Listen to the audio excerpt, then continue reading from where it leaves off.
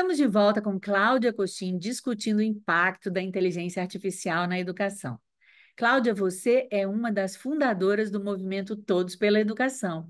Como essas iniciativas da sociedade civil podem se beneficiar de dados e da IA para ampliar o seu impacto? Olha, eu me lembro bem quando a gente começou a preparar a criação do Todos pela Educação. Foi a partir de uma pesquisa que foi feita e que mostrou que os pais não conseguiam entender os desafios de qualidade da educação, especialmente os pais de alunos de escola pública, porque eles entendiam quando faltava o professor ou quando não tinha merenda, mas não havia um elemento, como existe em muitos países que têm bons sistemas educacionais, de uma certa pressão dos pais junto aos políticos para garantir educação de qualidade. A gente lutou muito para ter acesso à educação, mas depois que conseguiu acesso, nós fomos um dos últimos países no continente americano a ter ensino primário universalizado. Foi só na última década do século XX, muito depois da Argentina, muito depois do Chile, ao ensino primário.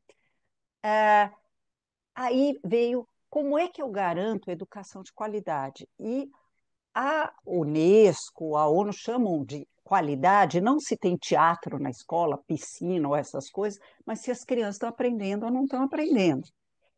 Bom, então o movimento Todos pela Educação foi criado para isso, para pensar. Afinal de contas, estão todos na escola, eles estão concluindo a sua educação, e mais do que isso, eles estão aprendendo. Então, para poder lutar por financiamento, por contratação, atratividade da carreira de professor, contratar não só bons professores, mas retê-los na carreira e formar para a prática, que é um outro desafio enorme, porque hoje 7 em cada 10 professores são formados por EAD, mas um EAD bem precarizado, e os que não são formados por EAD, muitas vezes, eles só têm teoria, seria que nem formar médico só com teoria. Você tem que ter teoria, mas teoria em diálogo com a prática.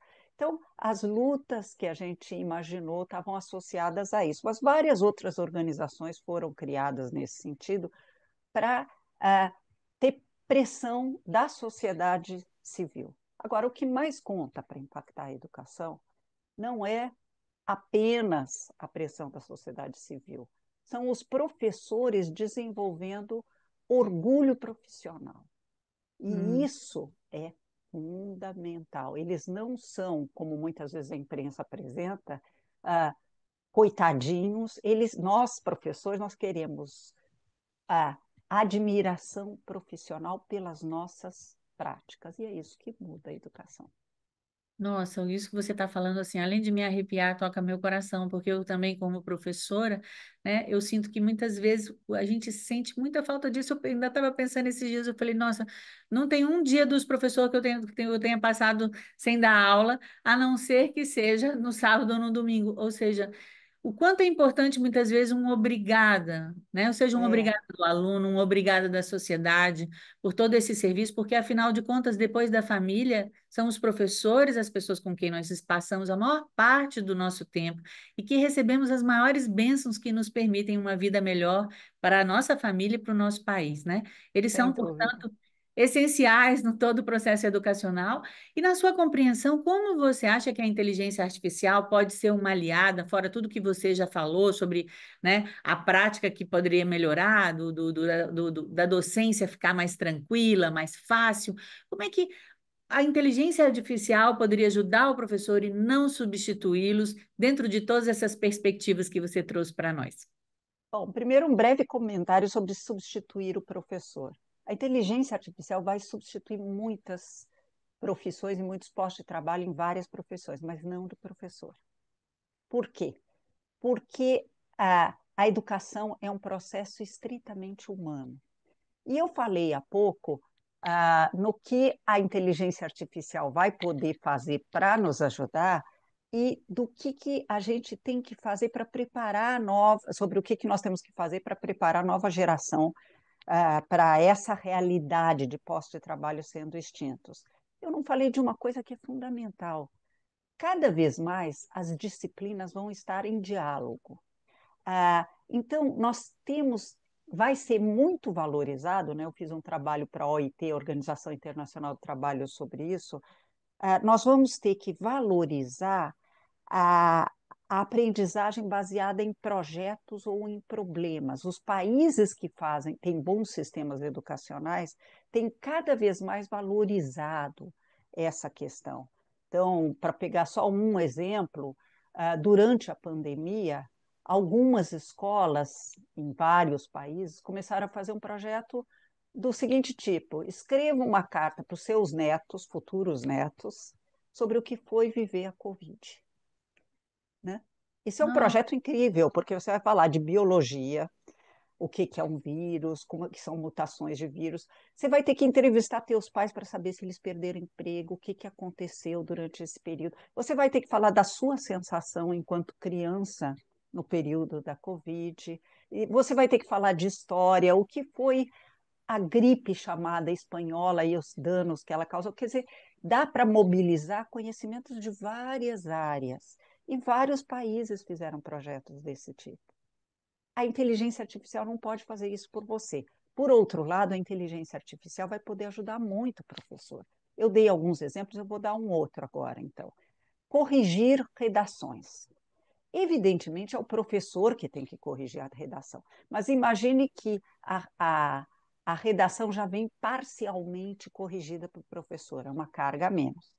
Eu conheci uma professora chilena de educação básica que ela me contou uma experiência que ela fez, que foi pedir para irem na sala de informática, né, e fazerem uma redação, depois passar para o chat GPT para ele corrigir a redação, é, e fazer uma terceira via, que são os teus comentários como aluno de sétimo ano, sobre o que você achou das correções que o chat GPT fez. E entrega as três vias. Nisso, o aluno aprendeu muito mais e ele aprendeu a pensar. Lembra que no começo eu falei que a escola vai ter que, em tempos de inteligência artificial, ensinar a pensar criticamente, criativamente, sistemicamente. A escola vai ter que cada vez mais ensinar a pensar. eu achei maravilhoso todos os seus exemplos, especialmente essa parte onde você cita um exemplo prático, né, cotidiano do professor, que é corrigir um trabalho de um aluno, e de que maneira que eu posso usar criativamente a tecnologia, né? Uma coisa é eu saber construir um prompt, né, para que me ajude a fazer o que eu necessito. Outra coisa é como eu interajo com as várias ferramentas e aplicações de inteligência artificial, especialmente as generativas, de tal maneira que esse pensamento crítico e reflexivo ele possa ser desenvolvido. Então, é um exemplo maravilhoso que eu espero que os professores de diversas áreas que estão nos assistindo possam aproveitar e construir as suas próprias experiências. E nesse caso, a gente está falando também de uma possibilidade super importante, você também já falou aqui, que é sobre a personalização do ensino, né, para garantir que os estudantes tenham rendimentos melhores. E agora a gente também tem a dificuldade de diferentes níveis, diferentes, digamos assim, capacidades cognitivas, alguns professores e alunos com mais dificuldades. Como que a inteligência artificial, na sua compreensão, pode ajudar e já está ajudando, né, ajudar os alunos e professores que tenham mais dificuldades? Olha, os professores, em geral, têm dificuldades por uma pesquisa que foi feita pelo CIEB, o Centro de Inovação na Educação Básica, com a sua inclusão digital para fins pedagógicos. Não estou querendo dizer que o professor não é incluído digital, ele usa para várias coisas, mas ele ainda não domina todas as possibilidades de usar computadores, tablets ou celulares para fins pedagógicos. Então, isso ajuda bastante, né? Você poder utilizar isso, inclusive, como você perguntou, para fazer a recomposição ou recuperação das aprendizagens. Os alunos entram muito desiguais nas escolas. né? Às vezes entram migrando de um outro estado que teve eventualmente um ensino mais frágil, ou porque ele tem dificuldades adicionais. Nós vivemos também um tempo que corretamente nós falamos em educação inclusiva, mas ainda não aprendemos tudo o que precisa para incluir crianças e jovens com deficiência na sala de aula regular e os suportes adicionais. Em tudo isso, a inteligência artificial pode ser um apoio para o professor. Por quê? Porque as plataformas adaptativas a que eu me referi no primeiro bloco, elas se mostram muito, têm se mostrado muito úteis. Então, por exemplo, um aluno não entende porcentagem, aluno de nono ano deveria entender porcentagem, ele não está entendendo. Eu testei, ele não sabe. A inteligência artificial pode remetê-lo para uma aula de fração, porque talvez ele não está entendendo porcentagem, porque ele não dominou fração. E talvez ele não entenda a fração porque não aprendeu direito divisão. Então, ele fazer essa conexão que vai da divisão até a porcentagem, vamos lembrar que 73% dos estudantes brasileiros estão no nível abaixo do nível básico em matemática pelo PISA. Né? O TIMSS, que é uma outra avaliação que saiu resultados recentemente, né? Mais da metade dos alunos de quarto ano não sabem o mínimo de matemática, adição com 3 dígitos ou coisas assim. Então, isso, o que fazer com esse aluno vai ser um espaço muito bom para o uso da inteligência artificial. É importante que as redes apoiem os seus professores, não só em ter equipamento para isso, ou aplicativos para isso, mas na sua formação para um uso adequado da inteligência artificial. Exatamente. E você participa de muitas iniciativas internacionais, como a Comissão Global sobre o Futuro do Trabalho da OIT. Você já falou com a gente aqui um pouco sobre esse futuro do trabalho e como tudo isso se relaciona com a formação atual dos professores que nós estamos oferecendo, né? Assim, quais são as sugestões para que essa formação ela seja melhorada?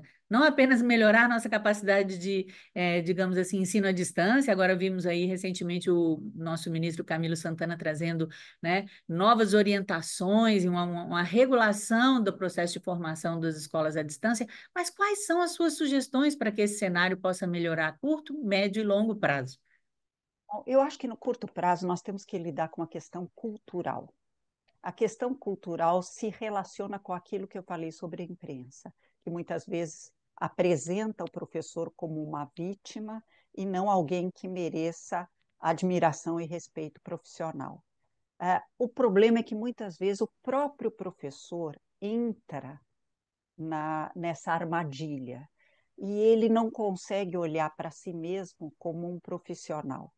Então, a primeira coisa, tem um conteúdo da formação que tem que ser atitudinal. Nós somos profissionais. A gente pode e deve lutar por melhores condições de trabalho, mas nós somos profissionais, nós temos que ter orgulho das nossas práticas. Chega de chamar professor que tem bom desempenho. Eu coordenei durante anos o professor nota 10 e eu vi aqueles professores maravilhosos, a imprensa ia entrevistar e dizia assim: imagina em que condições você trabalha. Pronto, aquele professor murchava. Ou pessoas dizendo para ele: está querendo bancar o herói, é? Não, ninguém diz isso para médico. Já repararam que quando um médico diz eu salvei uma vida, ninguém fala, está querendo bancar o herói? Então, se a gente quer nos valorizar, vamos começar nos valorizando colaborativamente, coletivamente.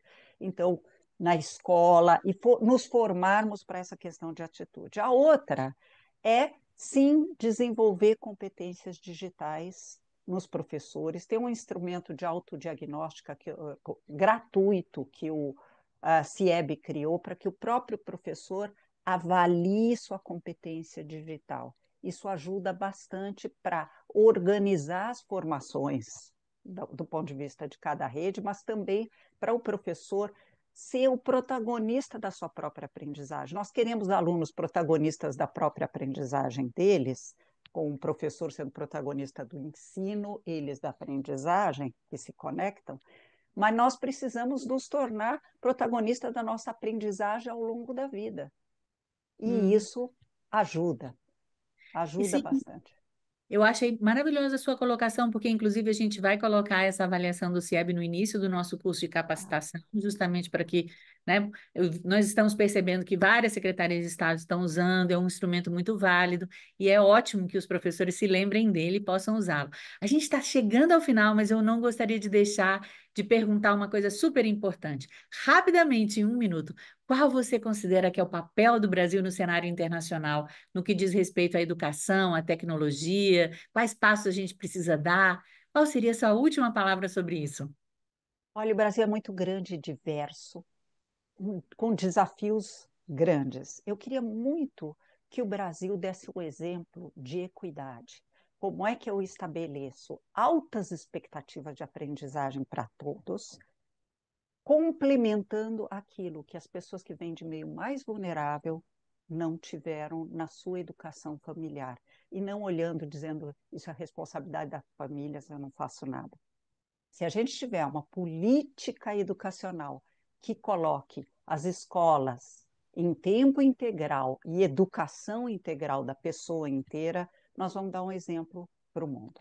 Ai, que lindo, Cláudia. Muito obrigada. Infelizmente, nosso tempo já está chegando ao fim. Muito obrigada mesmo pelas suas contribuições tão inspiradoras. E assim nós encerramos mais um E Agora Entrevista. Nossa gratidão mais uma vez, Cláudia Coxim, por compartilhar sua experiência e suas perspectivas sobre a IA e a educação. E, obviamente, a você também que nos assistiu, que tem acompanhado a nossa série de entrevistas. Muito obrigada pela companhia. Não se esqueça de seguir o nosso canal no YouTube e acompanhar os próximos episódios. Até a próxima, pessoal!